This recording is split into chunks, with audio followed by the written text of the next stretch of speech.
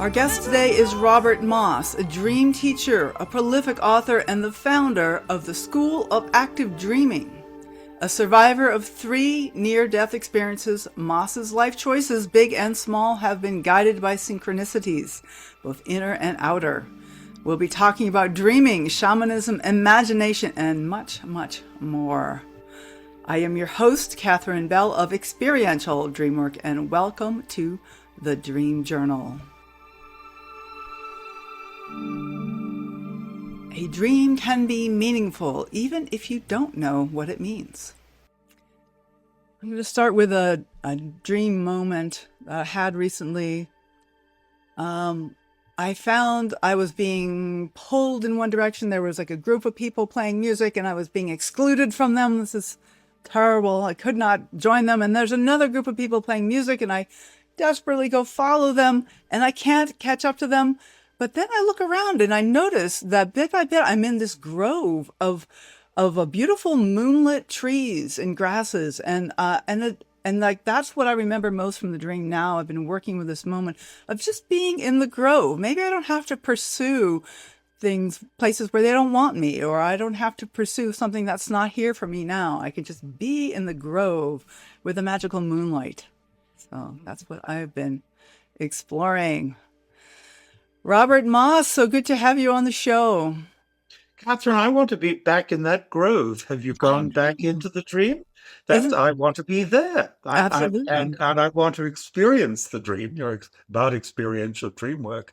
That's more important to me than the ideas that you're coming up with. Those are good ideas. I think I'd entertain those ideas too. Do I really need to waste energy and time on this group or that? Right. No, I want the grove. I want to be in the grove. I want to be dreaming in the grove. So I'm going to attempt lucid dream reentry and go right back inside and spend some delicious quality time there. That sounds good. Yeah. And even if I can't find it in a lucid dream, I can find it in my active imagination and waking life. And absolutely, it took me a while to look at this dream in that way, because at first I looked at this dream as, oh no, I'm being rejected again. Like, that was the focus. But then I realized that there was this ending that was beautiful, and I could just stay with that ending, with a beautiful grove and the moonlight shining in, and I don't have to worry about these other things pulling me in different directions. Absolutely. Trees are often wiser than people, and to connect with one's own sacred grove is a very big thing to do. I agree entirely. Well, Robert, let me introduce you, a formal introduction. Robert Moss has been a dream traveler since doctors pronounced him dead in a hospital in Tasmania when he was 3 years old. From his experiences in many worlds, he created his School of Active Dreaming, an original synthesis of modern dreamwork, shamanic journeying, and creative imagination. He has lived in upstate New York since he received a message from a red-tailed hawk under an old white oak. Talk about synchronicity and communicating with trees. And you can find Robert Moss at mossdreams.com. And he also has an extremely active Substack, mossdreams.substack.com. And the books, Conscious Dreaming, Dreamways of the Iroquois, Dreamers of the Books of the Dead, Sidewalk Oracles, Mysterious Realities, and most recently, Growing Big Dreams. Just Google Robert Moss, you will find a lot of information. So, Robert, yes, we're here in the grove. Let's imagine ourselves here in the grove as we have our conversation, because I think it's a beautiful place to be. Yes, I wouldn't be doing what I'm doing except for that oak tree and for the hawk that gave voice to the whole scene. Shall I tell that story briefly? Yeah, that'd be wonderful. I've been a dreamer all my life, as you mentioned. Thank you for the lovely introduction. But in midlife, having been very successful in certain areas, I felt I have to live more quietly. I want to get to know this land where I'm living. I mean, I'm an Aussie. Here I am in New York City, or actually out on Long Island, but still under the shadow of New York City. And I drive upstate and I'm looking at some properties and some land, and I had some money in those days. I'm thinking maybe I could move up here, but I'm not sure. I don't know people. There's an old rundown farmhouse. Behind the farmhouse is an old white oak that has survived the lightning.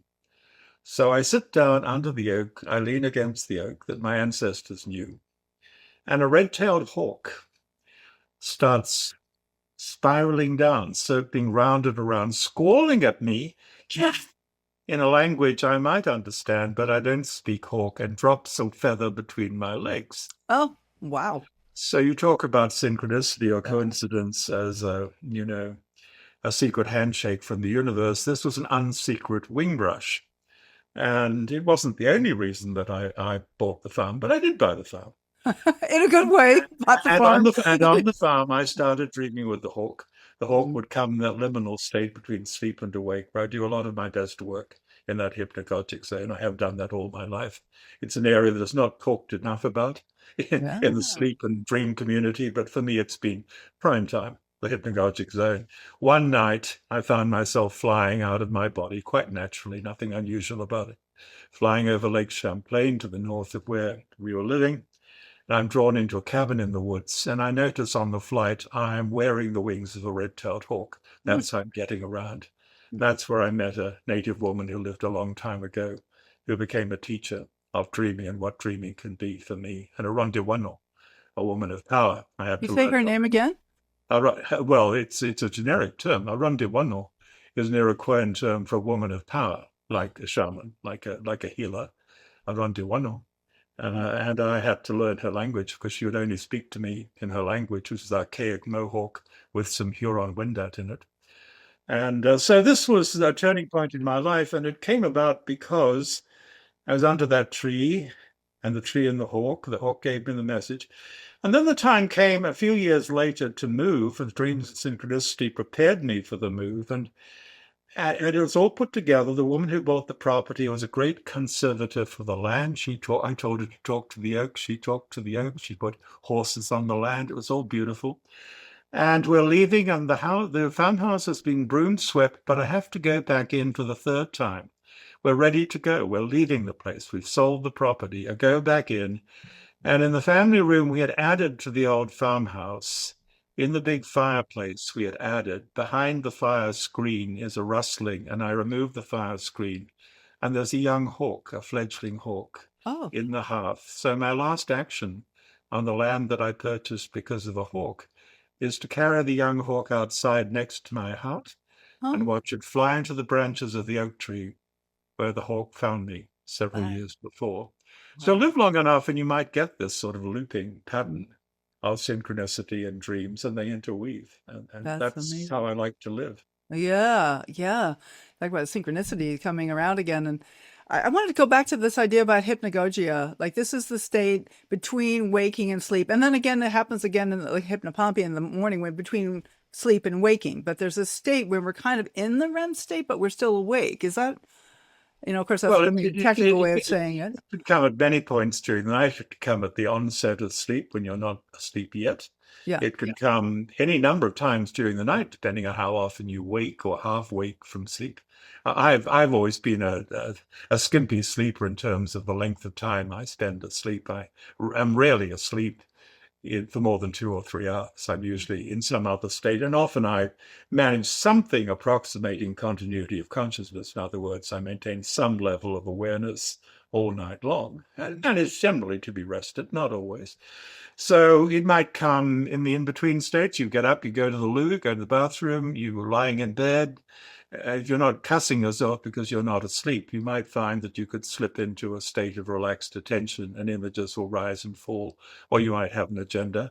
But then that hypnopompic state, before you get out of bed in the morning, when you've come out of your main sleep cycle, that is the most fertile of all, and it's recognized as such in so many different traditions. I mean, for Iamblichus, the Neoplatonist philosopher and theurgist, it was God time. It was the time when the deities, when the spirits, when the daimons were most likely to talk to you in that state before you rise, when the soul is still somewhat detached from the body because of its night rambles. I mean, that's the common understanding in ancient and indigenous societies. That some part of you, call it soul, call it the dream self, travels during sleep. It's coming back, but it's not fully back, so it's still connected with a larger reality, but it's close enough to the ordinary functionings of the cerebrum for you to hold on to what's happening. So I found all of these stages, incredibly fertile, this kind of liminal dreaming, incredibly fertile all of my life. My most important conversations take place in this state. And some are spiritual conversations, some are just lovely, lovely talks. I had a long talk for what seemed like 4 hours with a physician who I respect last night, this morning. It probably took about, actually, it may have been similar. It may have been about 4 hours of dream time in several phases this morning. We had the most wonderful conversation, an intelligent conversation with a literate person who brings science and other complementary knowledge to it. It was really just great. So, and most of that was in the hypnagogic state. And I didn't initiate it. It started spontaneously in a dream. But I was delighted to continue. That's the other thing about the hypnagogic state. It is a wonderful state in which to continue a dream, which might have been a sleep dream. You've woken from it or half woken from it. You're still connected. Why not go on with it? You might be enjoying it. There might be something that is problematic. Why not try to resolve it while you're still in that space connected with the dream? That's interesting. I was thinking about the whole hypnopompic state when you're waking up. And then often as I'm waking up, if there's some kind of a dream I'm trying to reel back in, I'll kind of start repeating the dream to myself. And I often find that the dream kind of changes in that state. And and I've never known whether that's okay. So that's acceptable. Is it okay to because the dream morphs sometimes, and I've always thought, oh, that's wrong. I got to stay with exactly what it was when I'm asleep. But from what you're saying, that there can be like a creative communication and conversation here with the subconscious self or these guides during that time. So maybe I should let it change. And why would we want to regard dreams as museum pieces that would be preserved behind glass in whatever version we initially remember? Whatever we remember is already a production. Our story editor has already come to work. We're probably never going to have the absolutely raw primal experience of the dream because we're already shaping it into story. We're making intentions to remember, as you were saying. That's already beginning to imprint it and encode it and change it in some ways. Why resist the tendency of the imagination to do what it will? Because it's all about imagination at the end of the day. Our dreams are material for the imagination. They're products related to the imagination. So I've never been of the view that we just have to hold to the original state of a dream. Nonetheless, there might be information in the dream that we want to preserve and access. So if there are details in the dream, particularly if it relates to ordinary reality like precognition, like seeing people and things at a distance, you want to get the details straight. So that's different from the question of whether you're allowed to change the story, to change the plot line in another sense. Well, how do we know whether this is one of those cases that we need to keep as close to the original dream as possible?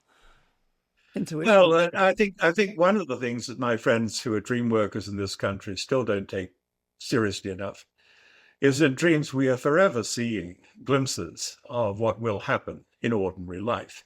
It's a survival function, and people will discuss, well, if this is so, how does it happen? Because I'm a natural shamanic type, I would say it happens because part of you travels ahead of you, scouting the roads ahead.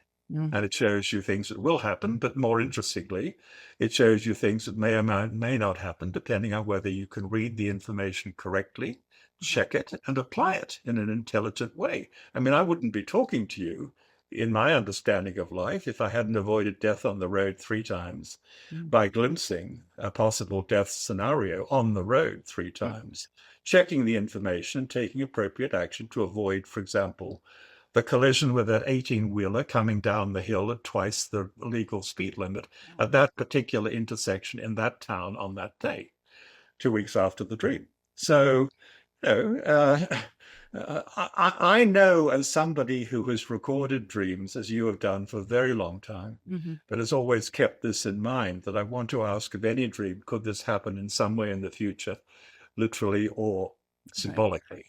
Right. Someone who's done that, I have recorded hundreds of dreams, large and small, about events large and small that resulted in the future. But as I say, for me, the most interesting thing is not that we might see future events before they happen, is that our dreams might give us the option to make choices about whether we want to allow this scenario to develop or can choose something better for ourselves or for others. And I notice that we can, at least in my experience. Right. And that would certainly be the adaptive function of precognitive dreams, is if they allow us to make a different choice, if they allow us to prevent the disaster Absolutely, in which that case happens. it's no longer a precognitive dream if we're going to think about the terms. It's an early warning or early opportunity dream. Precognition is when you see something and it happens as you saw it. You may not have understood what you saw until it happens. I mean, that happens all the time. People see things in dreams or intuitive flashes, and then it happens, but they didn't understand because they were at a certain angle of vision and they couldn't apply it to a real situation, or they're actually sometimes in the perspective of a different person looking at a situation. Psychic dreamers often find themselves looking at things through a different perspective other than their usual one, that of another person, family member, friend sometimes. So, all of this is worth thinking about. For me, precognition is such a routine phenomenon that unless it involves, matters of great urgency or importance to me or people I care about, I don't bother about it very much. But I keep reminding people who don't think about it, hey, this is going on in your dreams. Pay Yeah. attention. Because I know many dream workers who still claim that they haven't seen the future. And I say, really? Just look again. Ask of any and all material, is it possible this could play out in the future? And I bet you're going to find something that will confirm that. When you've Well, confirmed that, of course, then you do the interesting stuff, which we were just talking about. Once you confirm you can see things before they happen, then you can think about changing things that you see of the possible future that you right. don't like, because it's And all about probability. is not always possible. And we've had two different guests talking about precognition. Well, more than that, but this what comes to mind is Iroquois was on a little while ago, and Paul Callis, who both talked about precognitive dreams. And I'll tell you, Robert, I have had very few precognitive dreams, just as I've had very few lucid dreams. It's just not a realm I tend to go to. And yet recently I had a precognitive experience, which is that I had a dream which seemed to come out of the blue, where I was wounded. I was like a zombie. I couldn't get any help. I was in a lot of pain, and I was kicked out of the hospital, and I just like had this really intense pain, and I couldn't relate it to anything in waking life. And about a week later, I got this big emotional shock, and it like knocked me really hard, and I felt like a zombie, and and I went back and I saw it in my dream journal. I'm like, oh, this was like that's the feeling, and so maybe somehow that was preparing me for that because I was able to stay with the feeling and not eject it and not blame it on somebody else, but just to stay with the feeling, which is kind Well, of we have different styles of dreaming, and yeah. symbolism takes different forms for different people. And I'm actually a symbolist about everything, although I notice that sometimes we need to be more literalist about a certain kind of dream than we are. I mean, I read Eric Wargo's book. He's very determinist. He tends to think, okay, we see the future, but it's set. I don't find that fun enough. I mean, I don't want to go through life thinking that the future is all set. I want to Yeah. play with possibilities. I want to prance around. One of the things that you can do, and anybody watching or listening can do in terms of checking your own ability to see the future is this. If you've been keeping a dream journal for a while, open it at random to old entries and ask, amongst other things, maybe as a first question, if you're thinking about this, did this dream show me something that happened later? Let me give you a quick example. I mean, I do this all the time. I do bibliomancy with my old journals, and often it's a starter dough for my writing. I'll write a poem or a story or work something into a presentation. But I'm always interested to see whether the dreamer is anticipating something from the future. So many years ago, when I still kept handwritten and typed entries in old ringback binders, I open one of these things when I'm about to rush off to a retreat center where I'd never taught before. And there's a 3-page, single-spaced typed dream report that flutters out of the binder. And I read the first line. It says, a bald man with a big beard tells me there are 78 people enrolled for your workshop. Oh, I look at the rest. It's pretty bizarre and surreal. Well, I put the 3-page report in my pocket. I drive to the center. There's a man at the desk in a hat with a big beard. I say, take off your hat, please. This is the way I am. He's bald. He's got a big beard. I say, how many people have we got? We've got 78 enrolled. So this is already a precognitive hit. But that's not the interesting thing, Catherine. Yeah. All the bizarre stuff is a preview of dreams and personal crises, other things that will develop over a 3-day workshop with 78 people in the round where I have no assistant. We're meeting in a barn with bats flying back and forth overhead. It's a crazy setup. And situations going to develop which could have blown the workshop apart. But my dream is my counselor. And the dream was recorded 11 months earlier before I'd ever heard of this retreat center or they had invited me. Mm. So that's an example. I mean, that's a rather complicated one, perhaps, but it's a delightful one in terms of, the utility, the rewards for doing this. But so you have your own dream journal random, and on the very simple, practical level, just ask yourself, am I seeing something here in this dream that I recorded 11 months or 11 years ago that has manifested since? I mean, that might be a way of getting a handle on the extent to which you might be previewing events in waking life in your dreams before they That's happen. very interesting. So in some ways we want to kind of preserve the dream as we remember it, and yet also feel free to play with it. So like we kind of want both. Like we were talking about the hypnagogic state or pompic state when you're waking up, that you have the dream, but it's morphing as you work with it. So we kind of want to be able to play with it. Like I remember the workshop in Esalen that you led, I was at in the 90s. I think it was the mid 90s or something, and you did this shamanic drumming thing, which was amazing. And just starting with my own imagination to go into the inner realms and follow my imagination was really powerful. It wasn't just like thinking about things. I saw images and, Yes, I mean you could compare I call it dream reentry. I mean you could compare it to Jung's active imagination, but it's active imagination in a high octane version because in the workshops we use shamanic drumming. So here you are, you've got your portal.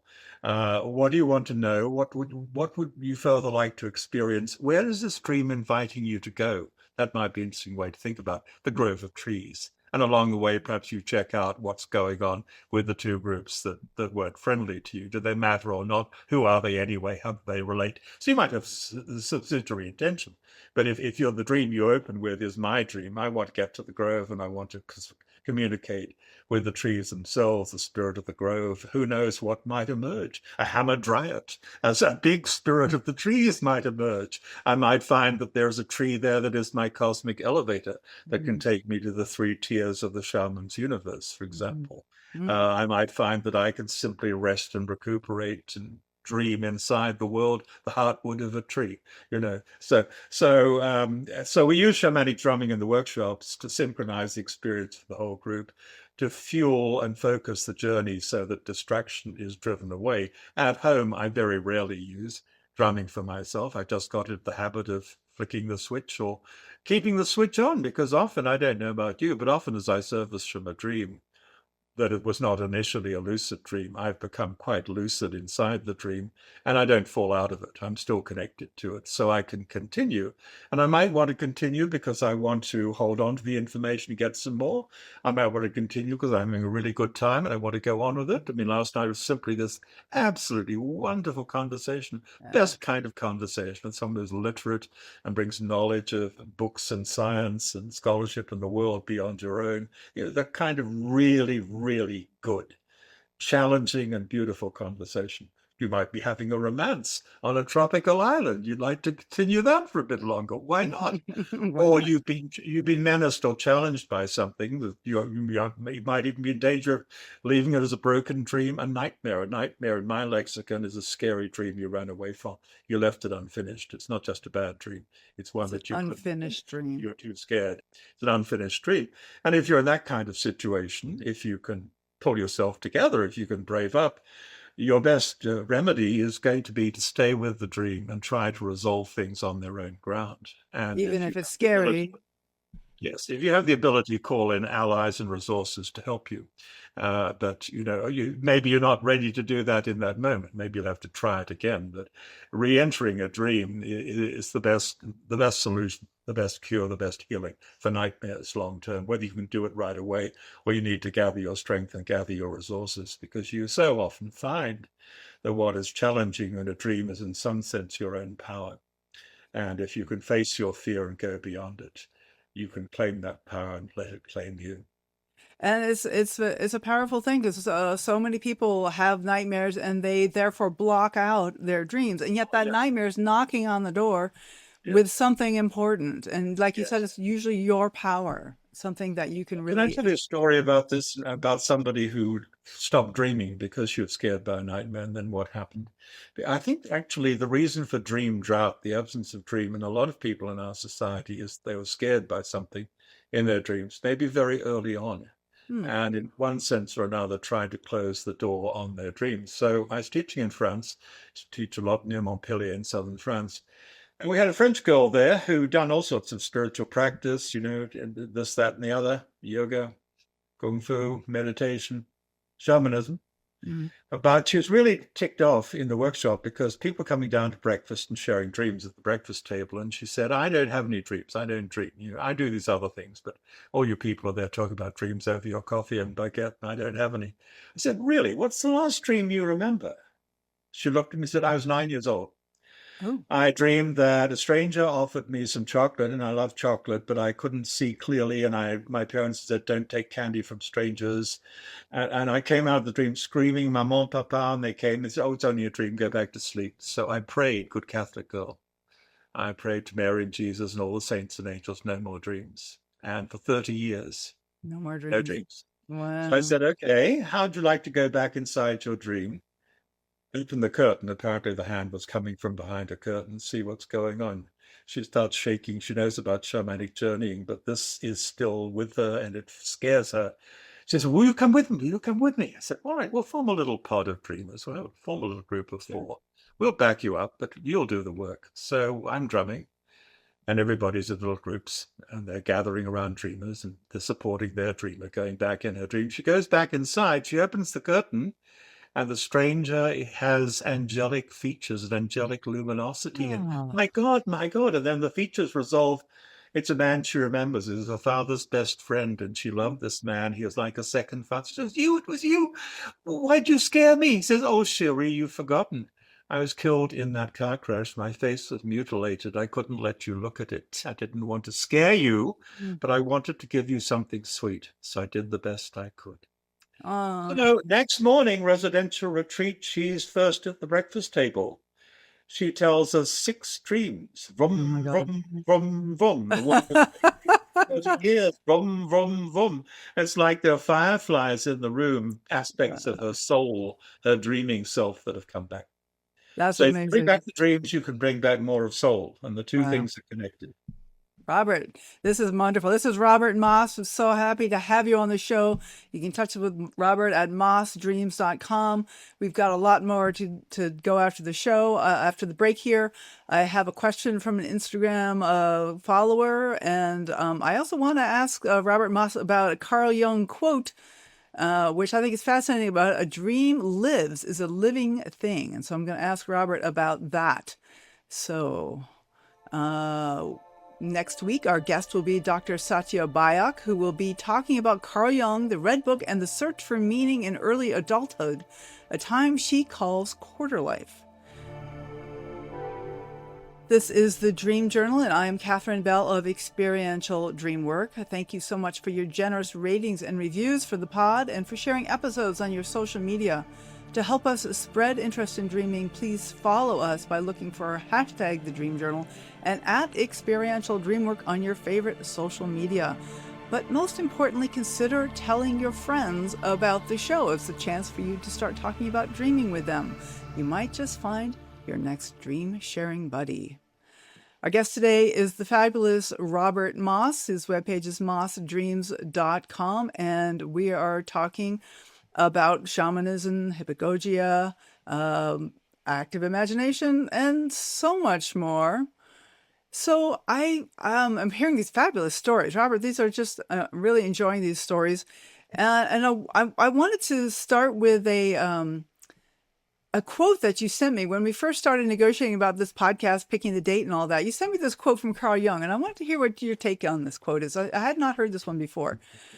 Carl Jung says, It's great. Let me read the whole quote again. Right. I read it before the break, but let me go read it again. "A dream lives, is a living thing, a living situation, not the rustling of dry papers. It produces while we are talking about it." I'm a list apart. "It's an animal with feelers and many umbilical cords." I love the idea of the multiple umbilical cords. So yeah, what is that like? So he said this in a seminar in Zurich in about 1927. An American called Jackson Stewart Lincoln was there. He wrote a book called The Dream in Primitive Cultures, a title we wouldn't use today, but the book is very important. Anyway, so this American psychologist, anthropologist, is there, and he hears Jung say this, and the context is they've been discussing a dream of a bull, of a bull. Uh-huh. And then all this bull stuff starts rolling in. I mean, someone writes to Jung in this period about a bullfight in Mexico. People are having visions of bulls. A fellow comes in with a painting of a bull, an Egyptian bull with the sun between its horns, a sort of Egyptian god, bull god, and it's multiplying to such an extent that Jung comes up with the statement, you see, a dream is not a text. It's not the dry rustling of paper. It is an animal. It's putting out feelers and suckers as we speak. And I love this because it's my experience, and maybe it's other people's experience from time to time too, that dreams do spill over into the world. It's not just that they affect our emotions or our feelings, or might shape our thinking on a certain day. It's as if they do have their own life, as Jung suggested, and they interact with things across the veil. And so things are happening differently. I mean, for example, I dream that I'm back in World War II. I mean, I'm often back in World War II as a Brit, actually, as a Royal Air Force pilot. If I were straightforward reincarnationist, I'd say something about that. But I'm not straightforward. I have a connection. So I'm back in Britain yet again. And I'm with my girlfriend at the time, who is a registered British nurse, military nurse. It's World War II. And I'm thinking about this and I'm saying, what any sane person will say from time to time, to what extent is this a historical fantasy that I'm cooking up? To what extent am I really there? And in front of my house is a car I've never seen before, and the license plate identifies it's the car of a registered nurse. Oh. Never saw it before or since on that street. I mean, tiny in itself. But I'm thinking at that moment about the nurse in my dream. And there is the car of a registered nurse at the door of my house. So, sometimes, so it's very interesting when dreams spill into the world like this. Another way that dreams spill is that our dream symbols get around, don't we? We dream of something and someone else turns out to be dreaming something very similar. Sometimes the whole setup is so extremely similar that we wonder whether we're in the same dreams, having an interactive or mutual dream, which often seems to happen between people who are connected or people who are on the same wavelength or people who love each other or work together. So these ways in which dreaming is an interactive and interdimensional game are very interesting.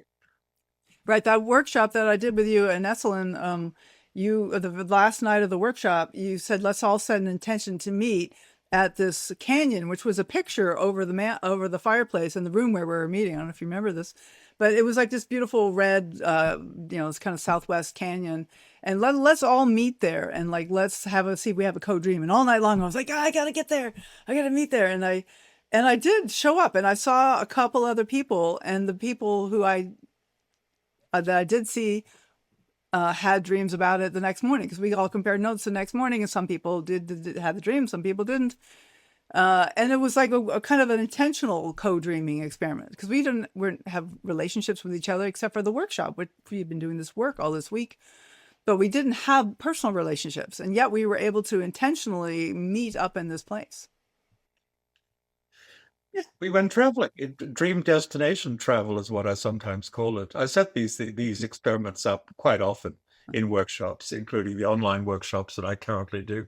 And the results are sometimes spectacular, and sometimes there'll be more complicated assignments. I don't know that I gave very many specific instructions. We just showed some wonderful photographs of this valley in Utah and the petroglyphs and so on, and we agreed to go. But for example, one group recently, we decided to do Serpent Mound in Ohio and see how it was used, why it was constructed like that, what were the rituals like, etc. Another occasion, we chose the old temple of Athena at Priene in Anatolia, where only I had ever been in the group. We'd see there were cults of many different religions celebrated at this site. We wanted to see how things worked at a certain period, like 400 BCE.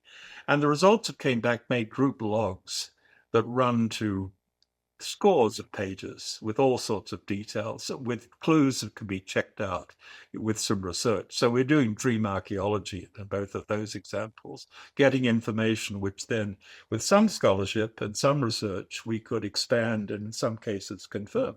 So not only were we perhaps confirming the possibility of interactive dreaming, meeting up on the inner planes or the transpersonal planes, we were confirming the possibility of getting information not reasonably available under ordinary circumstances that is actionable, that can lead to research and discoveries that you would not otherwise be able to make. Mm-hmm. It reminds me of what they call remote viewing, which is something that people with psychic abilities can view what's happening in other places in the world. But I was a friend of Russell Targ many years ago, who was one of the people who was hired by the CIA to investigate this as a possibility for espionage. And the problem is they found that it worked extremely well, but the issue is that they would be looking at other places in the world at different times, maybe 50 years in the past. And so was not very useful. And so they gave up on it, not because it didn't work, but because they couldn't pinpoint it in time, which kind of brings us back to the precognitive thing. But this is a waking life thing, but it also happens, as you're saying, in dreaming life, that you can go back to previous times and find out what really did happen in some of those ancient cultures. Well, as I use the word dreaming, I'm not thinking primarily about what happens during sleep. I mean, most people in popular culture, including lots of researchers and dream workers, think of dreaming as a sleep phenomenon. But for me, dreaming is about waking up. And if you go to Egypt, where they did a lot of dreaming, though we don't have enough records, the word for dream is the one we transliterate as reswit, R-S-W-T. It means an awakening. So in the language of Egypt is the understanding that dreaming might be waking up. Waking up to what? Waking up to the deeper reality, waking up to dimensions beyond the physical. So that for me is what dreaming is about. And I consider what goes on in the hypnagogic state to be dreaming. I consider what's going on when I'm drumming for a shamanic journey to be dreaming. I consider many forms of meditation to be dreaming, whether it's horizontal meditation, lying in bed in a relaxed state, or walking around and paying attention to synchronicity and symbols in the world around you. That's a kind of walking meditation. And actually, I was talking to a friend who's a Tibetan Buddhist and a prominent teacher. He said, "You're absolutely right. That's not exactly the language we use, but you're right. What you do in terms of looking for synchronicity around you is a walking meditation." And we ask people to be alert to noticing how the world is like a dream. The world is like illusion. The world is like a dream. Reality is illusion. Illusion is reality. So dreaming for me has many aspects and many modes. I feel like you're giving me permission. I feel like tremendous permission now that to embrace all these things as dreams. Yes, yes. And I think we need to be porous. Porous. We need to have loose boundaries when it comes to what is the dream and what is the imagination around it. Because I mean, in the language we borrowed from the East, thanks to Henri Corbin, who went and learnt about the Sufis in Iran, in medieval Iran, the imaginal realm is where a lot of the interesting stuff happens. And in the very phrase is the idea there's a realm of true imagination beyond the physical, where the imagination is the engineer, the architect, the creator, where we have contact with all sorts of interesting beings, including the departed, including wise teachers. There are palaces, there are pleasure domes, there are places of higher education, and so on. And we go there in dreams, and we can go there intentionally in intentional meditational journeys. But it's all about the imagination, the great faculty of soul from which, great things emerge. So Robert, I just let's take it another step further. Like, what about death? Do you think that there's some state of dreaming that involves as we let go of these physical bodies and death is but a dream. That was the title that someone who did a lot of scientific work on death recently gave. It's correct. Christopher Kerr. People ask me, I mean, it's a very simple question, very simple people have asked me over the years, is, can you die in your dreams? I said, I wouldn't want to die any other way. I love to go into the right dream and carry on. The Lakota say, the path of the soul after death is the path of the soul in dreams. What would this mean? It means, and I mean, this might be heresy to a lot of Western thinkers in modern society, It means that soul, or something we can call soul, or some aspect of the self, the language will be debated. The dream self, some part of the self or soul, travels beyond the body without any difficulty in dreams. It's not about setting up an OBE. You do it anyway, whether you believe it or not, whether you remember or not. Some of your dreams, including the most interesting ones, are ones in which a part of you has left your physical body and your bedroom, left your physical brain, and gone somewhere and made a visit. Or you've received a visitation from someone else who's not confined to physical body.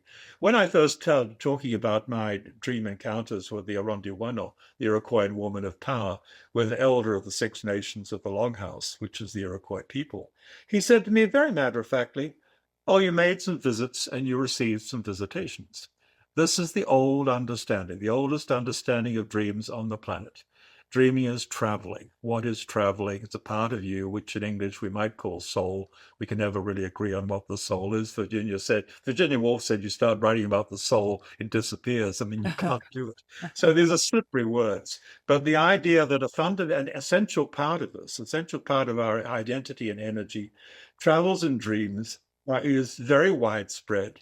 And if you buy into any part of that, then you understand why dreaming would be good preparation for dying, because you get used to being out there. And you also get familiar with places where you might live after your death. And you also encounter the departed. Many of us have dreamed of the departed. Right. And the almost universal discovery is, hey, the dead are alive in our dreams.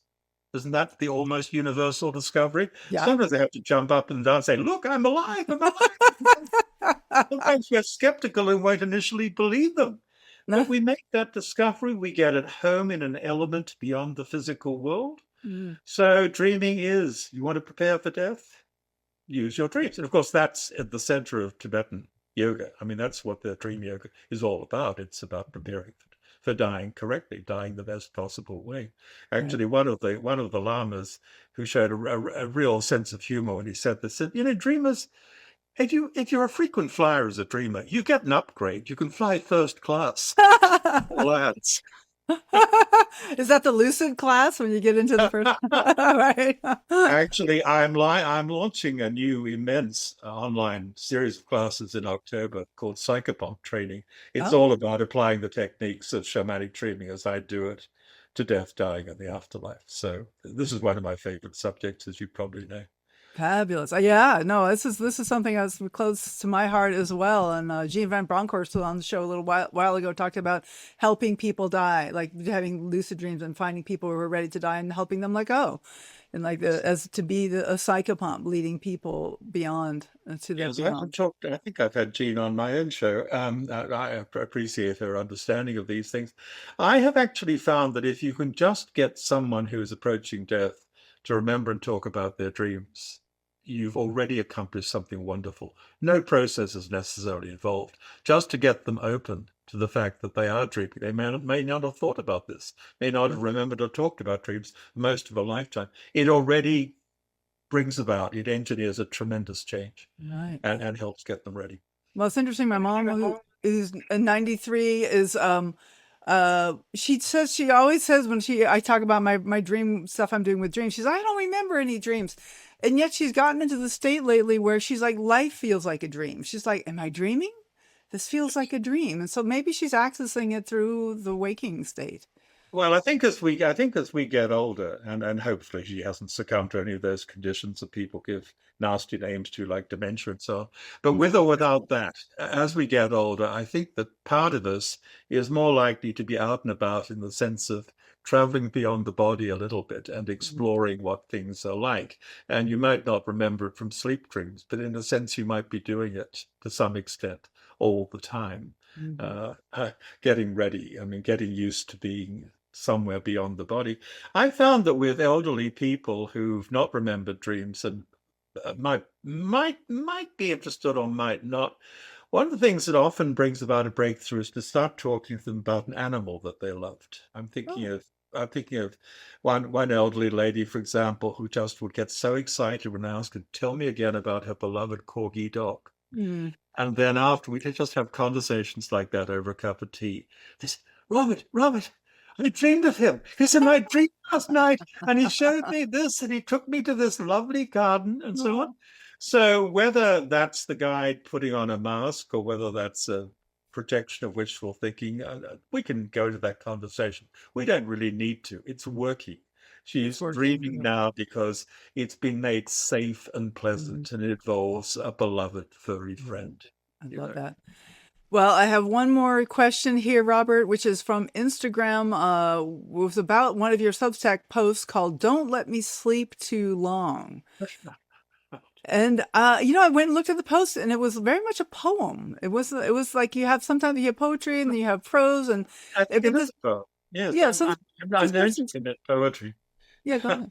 Yeah, so this person's just asking, like, says Robert seems to imply that there are concerns about sleeping or staying in state too long, which is interesting. Hearing that you yourself are a short sleeper, uh, and yeah, so I don't wonder if you have any comments on that, or like, is there like I've been finally sleeping longer. I'm actually been able to make it to 7 o'clock some mornings, which has been great. And I don't know. What do you think about this? Well, first of all, there is a widespread tradition, very notable in indigenous societies. Do not wake the sleeper. Don't wake the sleeper. And Yeah. you read the Scandinavian epics, read the Icelandic epics, and say again and again. Even if someone's having a horrible night, they're screaming, they're ranting. In those Icelandic sagas, don't wake him up. Don't wake him up.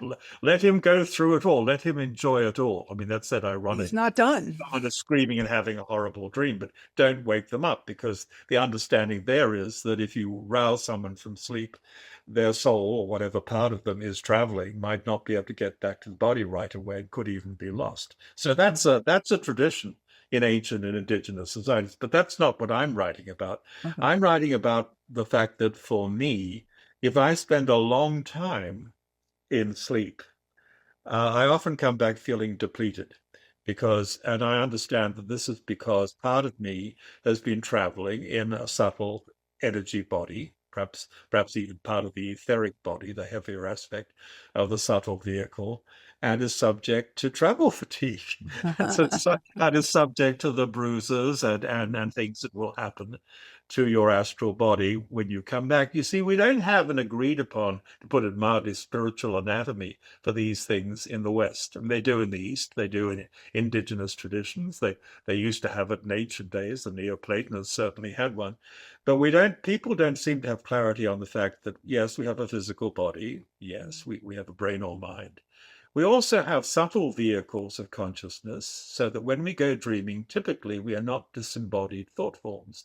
When we go dreaming or leave our body in a shamanic journey or in a trance state or something else like that, we are typically traveling in a subtle body, Mhm. and it can experience pleasure and pain, sometimes more intensely than the physical, and it can bear the marks and also carry the fatigue of what it experiences, particularly if you're dreaming of flying over large bodies of water, as I often do, because I'm from Australia and the UK. I mean, I was born in Australia and lived in the UK.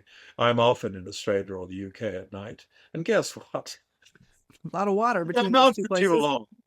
I'm out for too long. I feel all those symptoms of jet lag, which I manage better in physical reality than coming back from a dream expedition. So that's what I was writing about Interesting. there. That's from my own personal experience and my own personal requirements. So I noticed that though I've always typically been a polyphasic sleeper, in other words, Mhm. several cycles of sleep rather than one long period, it's also good for me not to actually be out for too long. Well, thank you, Robert Moss. This has been a fabulous conversation. Mossdreams.com is how to get in touch with you. And do you want to say anything about your upcoming offerings? You've mentioned you have some things launching in October and some other offerings on your webpage. Yes, I mean we're about to add a bunch of new online events to mostreams.com. The big thing to mention is that my Dream Teacher training, which has been running for a long time now, which people do for all sorts of reasons. I mean, it's really the summit of what I offer. We start the cycle of my Dream Teacher trainings again in January. There are prerequisites. You need to completed at least one course with me beforehand. But if you're really called to this, and if you're called to the cause, which I think that Catherine and I share, of helping to midwife a dreaming society in our world, in our time, you might want to look at that. But there'll be some new online courses, including the new psychopomp training, which will run for 18 weeks, that will be posted soon. Very, very exciting. So do you have any final encouragements or thoughts you'd like to share with our listeners? Well, let's do more of this. Let's do more of it. Let's do more of it. And let's remember that waking life is also a dream. And that the waking world will speak to us in a language of pop-up symbols and signs and revelations if we pay attention. Let's remember that. And let's remember also that in a certain sense, the only time is now. From this moment of now, if you're willing to apply it, you might be able to travel in time, especially if you're a dreamer, to past, present, or parallel times, look at what's going on there, and even influence things for the better. That's a game to play that is worth learning. Science says we live in the many worlds, an infinite number of parallel universes. Suppose you have doppelgangers who made different choices in other worlds right now. What would it mean if you could consciously look in on them and maybe borrow some lessons and gifts from their life, maybe even meet them and make a deal to share more with each other right now? This is the kind of game that I encourage people to play and give them techniques to play with. Thank you. I love this, Robert. This is really amazing conversation. Thanks so much for being on the show. And I'll hold you to that. I'll have you back and we'll have a lot more to talk about. There's always more. Dream host Catherine, thank you for all that you're doing to bring the dreaming to people. So many people are hungry for this and don't know what is available. So Yeah. thank you for being an ambassador for the dreaming. You're so welcome. All right. Take care, Robert. So thank you all for listening. The Dream Journal is produced at the KSQD studios in Santa Cruz. We are live every Saturday at 10 a.m. Pacific at ksqd.org. I am Katherine Bell. You can contact me at experientialdreamwork.com or at Katherine@ksqd.org, Katherine with a K. Keep up with the shows on Facebook, Instagram, and LinkedIn, and especially on YouTube by following at Experiential Dreamwork and hashtag The Dream Journal. I'd like to thank Rick Kleffel, music creator, Eric Nelson, phones and engineer, audio editing by Suki Wessling, intro and outro pieces are both by Mood Science. And tomorrow morning when you wake up, take a minute to write down your dream and bring it to the next Dream Journal.